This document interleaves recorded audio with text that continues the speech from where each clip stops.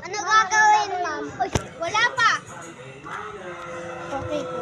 Okay po. Bumalik na kayo sa pwesto niyo. Bumalik na kayo sa pwesto niyo.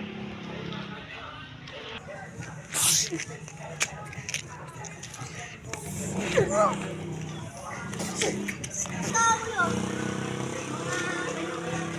Bakit tayo naiwan po yung ano?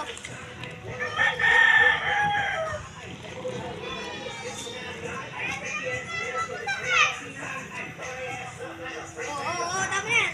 Tama na yan. Tama na yan. Tama na yan. Ayan. Tama na yan. Tapos. Kasi may problema, sir eh. Sa kanya. Oh, Ulit-ulit. totoo. Bakit? Totoo naman ah. Look, di naman sadya. Ang problema ka. Talaga. Talaga. Talaga sa ano yun? Eh, paano? Ginamit niya yung laptop ko. Ang sarili naman isang laptop. Ginugulo yung mga page ko. Ginugulo yung mga page ko. Hindi naman ah. Di naman ah. Kinukuha ko lang yung suspect ng control. Kinukuha ko lang yung suspect ng control. Basta ginugulo yung page ko. Basta ginulo mo yung picture ko. Trigo. Oo, tama na yan! Tama na yan! Tama na yan! Tama na yan! Tama na yan! Ano ba kasi sadya nyo? Ba't kayo nakagulo? Sir, kasi yung laptop ko, sir, ginamit niya. May laptop ka naman. Lupat, sir, kaya nakahiram ako eh. Oo. Ano ba ang ginawa ko na ito?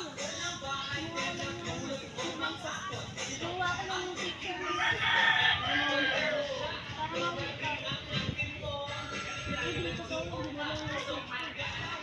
Hindi yung totoo, sir.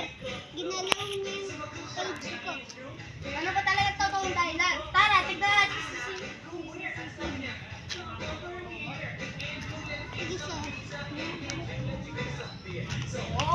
Oo! Oo!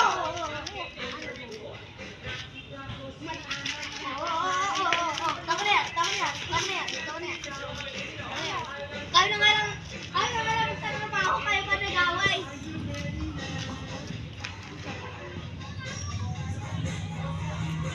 Oo, tama na yan! Ay, hindi mabigil ah. Teka lang, teka lang. Teka lang. Bakit tumigil? Saan mo matigil? Oh! Ah!